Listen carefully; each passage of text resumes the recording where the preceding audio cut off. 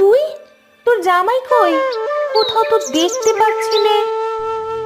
মা, ও মা, আমি আমি একেবারেই চলে এসেছি মা। সে কি রে, তোর আবার কি হলো রে? এইসব কি বলছিস রে রানী? তোমার জামাই যৌতুকের টাকা নিয়ে যেতে বলেছে মা। টাকা না নিয়ে গেলে আমাকে আবারও মারবে মা। এসব কি বলছিস মা? তোকে ঢাক ঢোল বাজিয়ে বিয়ে দিতে গিয়ে তোর বাবা যে অনেক টাকা ধার নিয়েছিল, সে টাকাই তো এখনো শোধ দেওয়া হয়নি।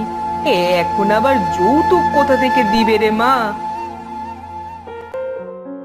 এই ফুসকা আছে গো, ফুসকা নিয়ে নিন, নিয়ে নিন, শেষ হলে আর পাবেন না।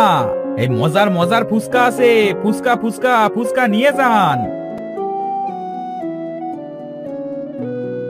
এই যে মামা, আমাকে 5 টাকার ফুচকা দেন তো।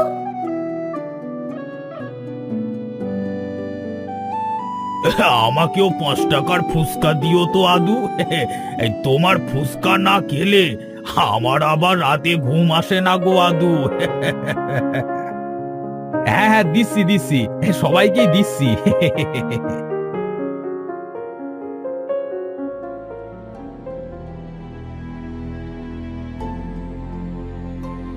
এই ঝালমুড়ি আছে, ঝালমুড়ি, মুড়ি মুড়ি, ঝালমুড়ি ঝালমুড়ি ঝালমুড়ি।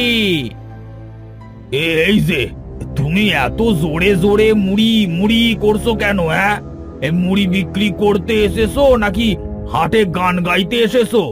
যত সব। এই মুড়ি আছে, মুড়ি মুড়ি মুড়ি। এই বেটা চুপ কর, চুপ কর। মুড়ি মুড়ি করে তো কানটা ফাটিয়ে দিলি। যত সব।